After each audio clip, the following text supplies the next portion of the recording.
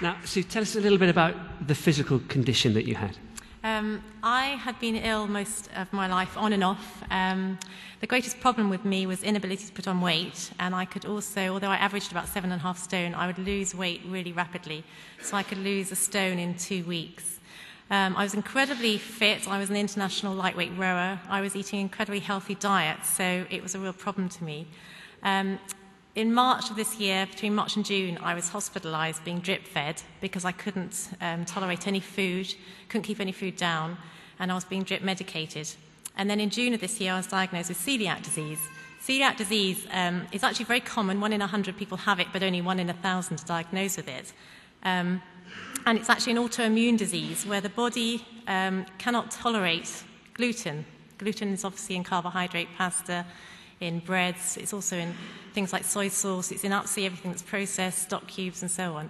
And the body recognizes it as a poison, and what happens is the body starts to eat its own stomach. So I had a blood test which diagnosed it. I then had a stomach biopsy which showed that the villi, which are finger-like protrusions in the stomach, had disappeared. So my stomach lining was raw, and that reflected years of malabsorption. I wasn't absorbing any vitamins, nutrients, or iron. And celiacs then go on and have further tests. I had a bone density scan which showed osteoporosis, and I was constantly in incredible pain, bone pain, flu-like pain. I was bedridden with flu-like symptoms. I was anemic. I had chronic fatigue syndrome. I was constantly getting recurrent infections, inability to fight anything. And that was June of this year. And then in the September, you came along to one of the prayer ministry training evenings here. Yeah. And tell us what happened. I came along to the first session. There were 3 evening sessions. I was normally in bed by 7 or 8 because I had so much pain. And I was driving along from Richmond, and I was driving up the Hammersmith flyover in just excruciating pain. And I suddenly realised I'd forgotten my medication. There was no way I was going to get there and get home at 11, 12 at night without medication. So I turned to God and I said, I know you want me to be there, and you're going to have to really bless me because I'm not going to make it. And I turned up, and Emmy introduced the evening, and Emmy said that there was going to be a teaching demonstration on healing, and they were going to call someone up for prayer. So my hand went up, and it was like it was on a string, because I would never go up in public. I wouldn't speak to anyone. I wouldn't have prayer for healing on my own, let alone in public. And my hand was up there on the string, and I was trying to pull it down.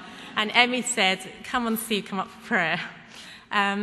Emmy prayed over me, and Sheila and Giles came and prayed over me. And I felt the Holy Spirit come. I felt the most incredible sense of peace. The pain disappeared as they were praying for me. And during the prayer, Giles had a word from God that there was some area of my life where I'd suffered persecution. And God spoke directly into my heart. I had actually been betrayed through my disease. Somebody had used it against me to prove mental illness, to prove I was anorexic, to prove I was mentally ill. I'd been taken to court, and somebody had tried to get me sectioned for it. And God spoke straight into my life powerfully. And at that stage, someone in the audience saw an angel in front of me. And it was the most awesome, powerful experience. And the pain left. I drove home that night pain-free.